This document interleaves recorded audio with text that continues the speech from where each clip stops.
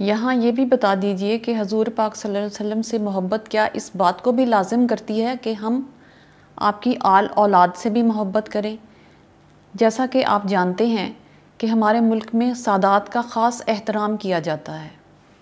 نبی کریم صلی اللہ علیہ وسلم کی آل و اولاد سے محبت بالکل ایک فطری سی بات ہے۔ ہم جن انسانوں سے یا جن شخصیات سے محبت کرتے ہوتے ہیں ان کی جو بھی نسبتیں ہوتی ہیں وہ نسبتیں کسی بھی پہلو سے ہیں، اور خاص طور پر وہ خاندانی جو نسبت ہو اس نسبت کو ہم بڑی اہمیت دیتے ہیں، اس کا احترام کرتے ہیں، اس کے ساتھ اپنے تعلق کو محسوس کرتے ہیں۔ تو یہ انسان کی فطرت کا تقاضا ہے کہ جن سے وہ محبت رکھتا ہے، جن سے وہ تعلق رکھتا ہے، ان کے متعلقین سے بھی ایک محبت آپ سے آپ پیدا ہو جاتی ہے۔ اور اگر نبی کریم صلی اللہ علیہ وسلم کی ذات اقدس سے ہمیں محبت ہے تو ظاہر ہے کہ اس کے نتیجے میں لا محالہ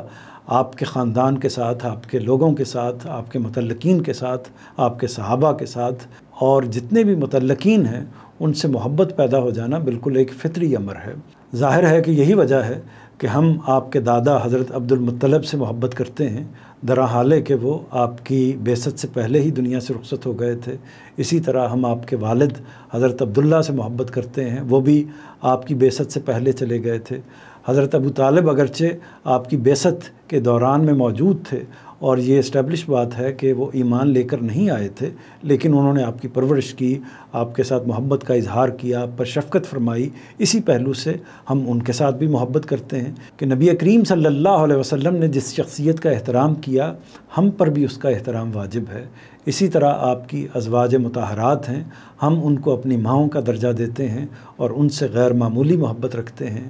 اسی طرح آپ کی اولاد میں آپ کی صاحبزادیاں ہیں، سیدہ زینب ہیں، سیدہ ام کلثوم ہیں، سیدہ فاطمہ ہیں، سیدہ رقیہ ہیں، تو ان سب سے ہمارا احترام کا، محبت کا تعلق ہے۔ اسی طرح آپ کے داماد ہیں سیدنا عثمان رضی اللہ عنہ، سیدنا علی رضی اللہ عنہ، تو ان کے ساتھ بھی ہماری محبت اسی طریقے سے قائم ہے۔ پھر آپ کے نواسے ہیں جن کے ساتھ آپ نے براہ راست بہت محبت کا، پیار کا اظہار کیا، سیدنا حسن رضی اللہ عنہ اور اسی طرح سیدنا حسین رضی اللہ عنہ۔ تو یہ بڑی برگزیدہ شخصیات ہیں، بڑی عظیم شخصیات ہیں، ان کے ساتھ محبت قائم ہو جانا اور ان کا نبی کریم صلی اللہ علیہ وسلم کے ساتھ نسبت ہو جانا ان کے لیے باعث اعزاز ہے اور ہمارے لیے باعث محبت ہے۔ تو یہ محبت قائم ہو جانا بالکل فطری بات ہے، یہ محبت قائم رہتی ہے، اس کو کبھی دلوں کے اندر سے نہ ختم کیا جا سکتا ہے، نہ ختم کرنے کی کوشش کرنی چاہیے۔ اب جہاں تک موجودہ زمانے کے سادات کا تعلق ہے تو ظاہر ہے کہ بہت زیادہ ایک زمانہ گزر گیا، 1400 سال ایک طرح سے گزر گئے، اور اس میں خاندان میں بھی بڑی وسعت آئی ہے، اور پھر ظاہر ہے کہ جب اتنی زیادہ وسعت آ جائے تو پھر محبت کے اندر، تعلق کے اندر وہ قوت، وہ اثر اس طریقے سے قائم نہیں رہتا، وسعت پیدا ہو جاتی ہے۔ جب وسعت پیدا ہو جاتی ہے تو پھر یہ خواہش کرنا کہ جس طرح میں کسی سید خاندان کے شخص کے ساتھ اس خیال سے کہ اس کا نبی کریم صلی اللہ علیہ وسلم سے کوئی خاندانی تعلق ہے، اس بنیاد پر محبت کرتا ہوں تو دوسرے کو بھی ایسا ہی کرنا چاہیے، یہ کوئی ایسی ضروری بات نہیں ہے۔ کیونکہ دور حاضر میں جس طریقے سے یہ معاملات آگے بڑھتے ہیں تو بعض گھرانوں کے اندر وہ نسبت پر سوالات پیدا ہو جاتے ہیں، یہ خیال پیدا ہو جاتا ہے کہ یہ نسبت متحقق بھی ہے یا نہیں ہے، کیسے وہ سلسلہ چلا، کیسے نہیں چلا، لوگ اس کا اہتمام کرنے کی کوشش بھی کرتے ہیں، لیکن چونکہ اس کا ایمان سے کوئی تعلق نہیں ہے اور کسی برگزیدگی سے کوئی تعلق نہیں ہے، خواہ نبی کریم صلی اللہ علیہ وسلم کے وہ رشتہ دار، وہ اعزاء اور وہ لوگ ہیں جو ان کے قریب کھڑے ہوئے تھے اس زمانے میں جن کا ابھی میں نے ذکر کیا، تو وہ آپ صلی اللہ علیہ وسلم کی کسی صلبی یا کسی ذاتی نسبت سے آپ کے ساتھ ان کا تعلق اس جگہ پر ان کو قائم نہیں کرتا کہ ان کو کوئی خاص فضیلت حاصل ہو گئی ہے۔ فضیلت تو ظاہر ہے تقویٰ کی بنیاد پر ہوگی، ایمان کی بنیاد پر ہوگی، تو اس کا تعلق ہماری محبت سے ہے، فضیلت کا تعلق اس سے نہیں ہے۔ اور اسی طرح حالیہ زمانے میں بھی اگر ہم کسی خاندان کو نبی کریم صلی اللہ علیہ وسلم سے منسوب سمجھتے ہیں اور اس کے ساتھ محبت رکھتے ہیں تو محبت ہی کی حد تک معاملہ ہونا چاہیے، کسی عقیدت کی جگہ پر یا کسی فضیلت کی جگہ پر یا کسی برگزیدگی کی جگہ پر ان کو فائز نہیں کرنا چاہیے۔ اچھا، اب آپ مختصر طور پر حضور پاک کی شفاعت کے بارے میں بتائیے۔ ہم میں سے ہر شخص آپ کی شفاعت کا طلبگار ہے اور چاہتا ہے کہ قیامت کے دن حضور پاک اس کی سفارش کریں اور وہ دوزخ میں جانے سے بچ جائے۔ شفاعت کے معنی ہے کہ معافی کے لیے سفارش کرنا۔ اس کو ایسے سمجھ لیجئے کہ مثال کے طور پر گھر کے اندر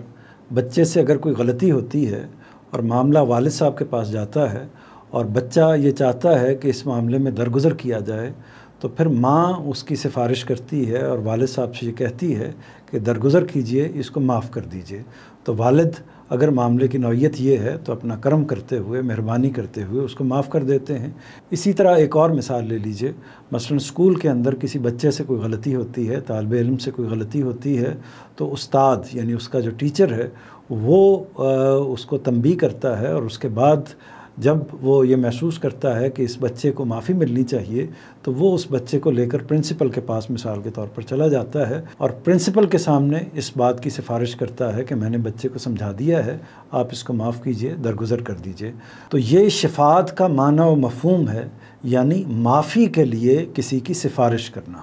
اب جہاں تک رسالت مآب صلی اللہ علیہ وسلم کی شفاعت کا تعلق ہے تو اپنی حقیقت میں، اپنی روح میں وہ اسی نوعیت کی شفاعت ہے کہ آپ انسانوں کی خطاؤں کے حوالے سے، ان کے گناہوں کے حوالے سے، ان کی طرف سے ہونے والی کمیوں کوتاہیوں کے حوالے سے پروردگار کے حضور اس امر میں سفارش کریں گے کہ پروردگار ان کے گناہوں سے درگزر فرمائیے اور انہیں معاف کر دیجئے۔ یعنی یہ ایک درخواست ہوگی جو نبی کریم صلی اللہ علیہ وسلم انسانوں کے لیے یا مسلمانوں کے لیے یا جن کے بارے میں وہ یہ سمجھتے ہوں گے پروردگار کے حضور میں اپنی درخواست، اپنی التماس پیش کریں گے۔ تو ہم یہ کہہ سکتے ہیں کہ نبی کریم صلی اللہ علیہ وسلم کی شفاعت اصل میں 3 اجزاء پر مشتمل ہے۔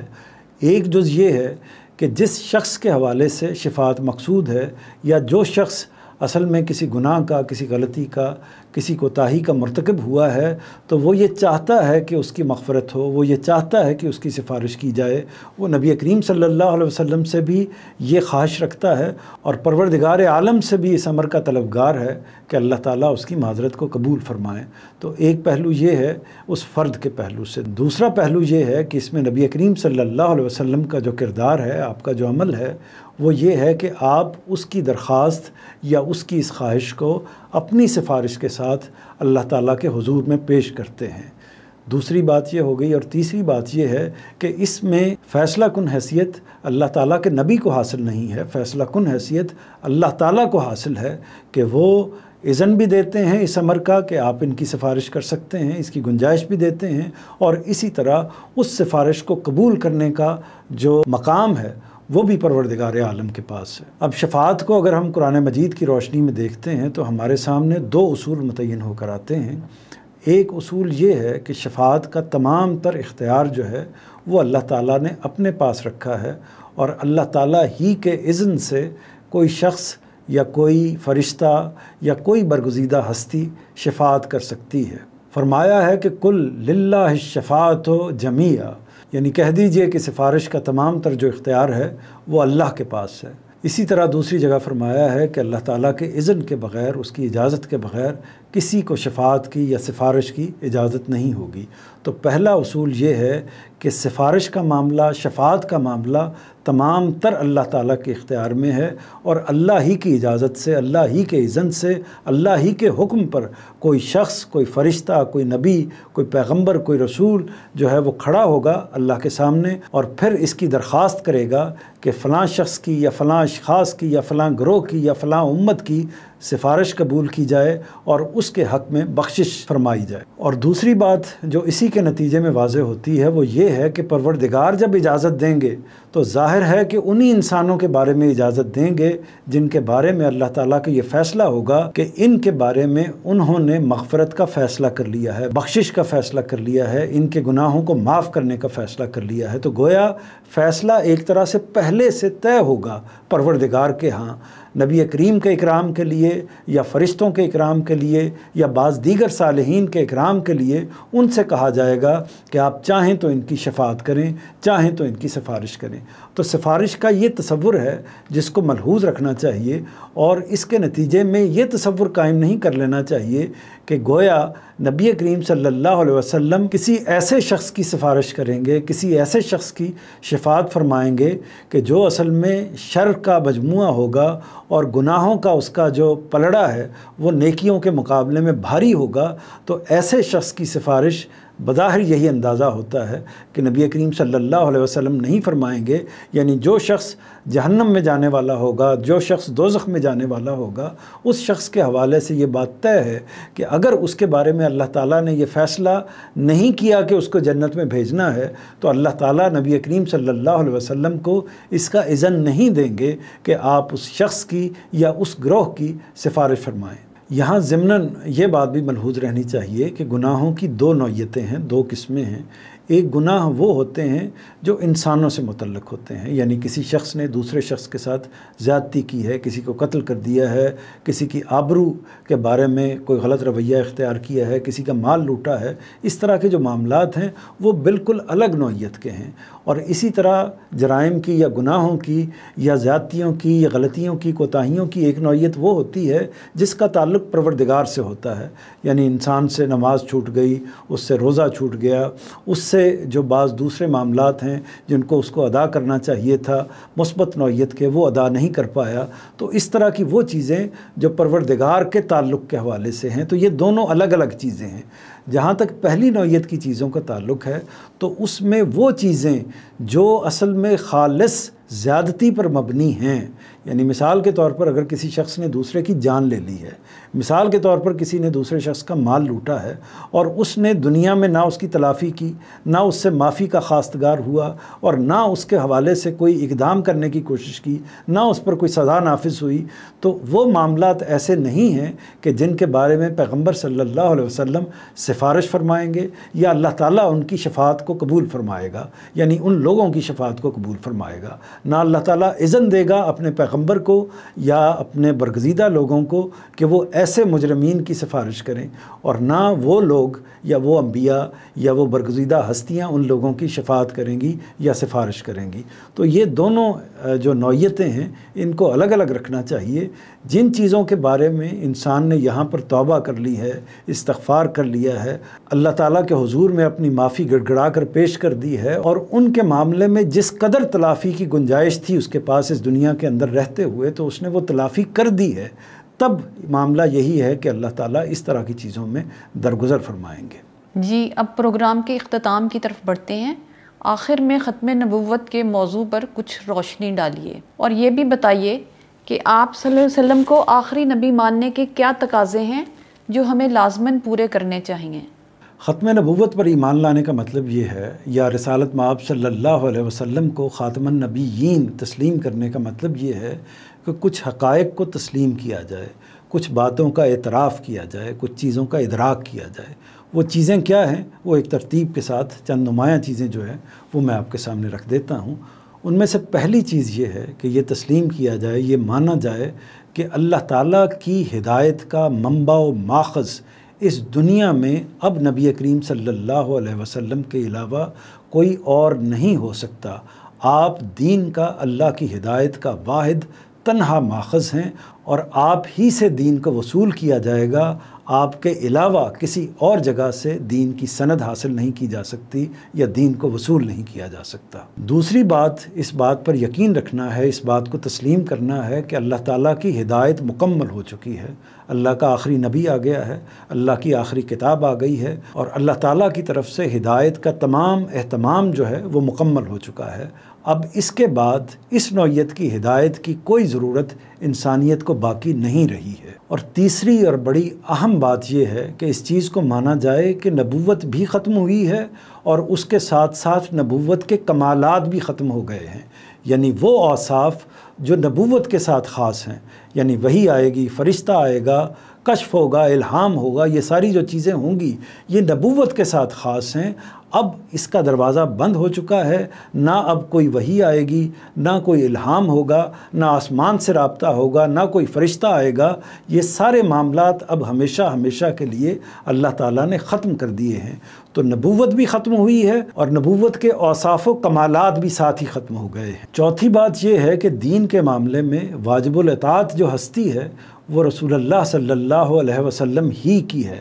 آپ کے علاوہ اس پہلو سے یعنی دین کے پہلو سے کسی اور کی اطاعت نہیں کی جائے گی۔ آپ ہی کے سامنے سر تسلیم خم کیا جائے گا، آپ ہی کی بات کو دین سمجھا جائے گا، آپ دین کے پہلو سے جس چیز سے روکیں گے اس سے روکا جائے گا، اور جس چیز کی اجازت دیں گے اس کی اجازت کو تسلیم کیا جائے گا، اور اسی طرح جس چیز کو آپ کرنے کا کہیں گے اس پر عمل درآمد کیا جائے گا۔ کسی پیر کو، کسی مرشد کو، کسی صوفی کو، کسی ملا کو، کسی عالم کو یہ حیثیت حاصل نہیں ہے کہ ہم باقی انسان امت ان کے سامنے ایک طرح سے اس حیثیت سے سر تسلیم خم کرے کہ ان کی بات کو اس طرح تسلیم کرے جس طرح کہ اللہ کے پیغمبر کی بات کو تسلیم کیا جاتا ہے۔ پانچویں بات یہ ہے کہ اس بات کو تسلیم کیا جائے کہ اگر کسی شخص نے نبی کریم صلی اللہ علیہ وسلم کے بعد نبوت کا دعویٰ کیا ہے،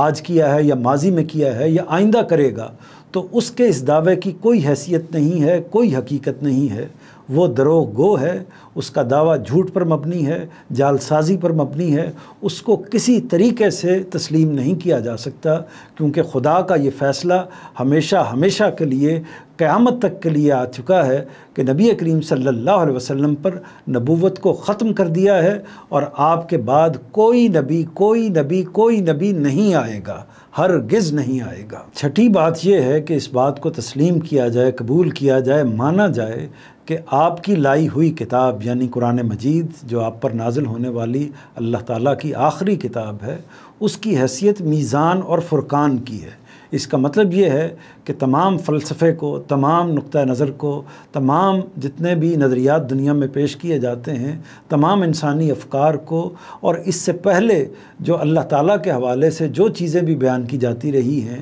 تمام کتابیں جو اس سے پہلے الہامی طور پر نازل ہوئیں یا ان کے کوئی نہ کوئی مسودات آج کی دنیا میں موجود ہیں، تمام تر چیزوں کو قرآن مجید پر پرکھا جائے گا، اس کی میزان میں تولا جائے گا اور اس کی کسوٹی پر جانچا جائے گا، اور اس کے بعد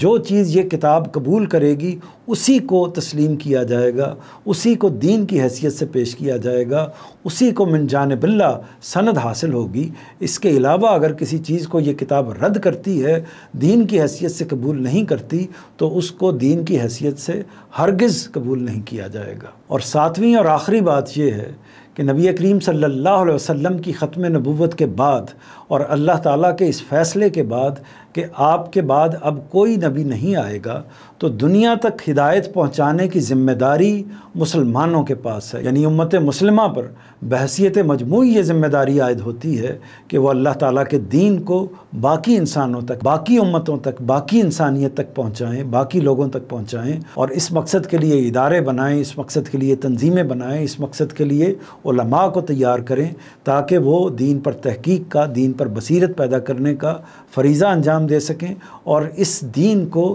دنیا کے کونے کونے تک، مختلف زبانوں میں، مختلف اسالیب میں غیر مسلموں تک، اور اسلام کے بھی جو پیروکار ہیں، جو مسلمان ہیں، ان تک بھی صحیح علم کی، صحیح دین کی تفہیم کی جائے۔ تو یہ امت کا بحیثیت مجموعی فریضہ ہے کہ وہ ختم نبوت کے بعد اس فریضے کو، اس کام کو بھرپور طریقے سے انجام دیں۔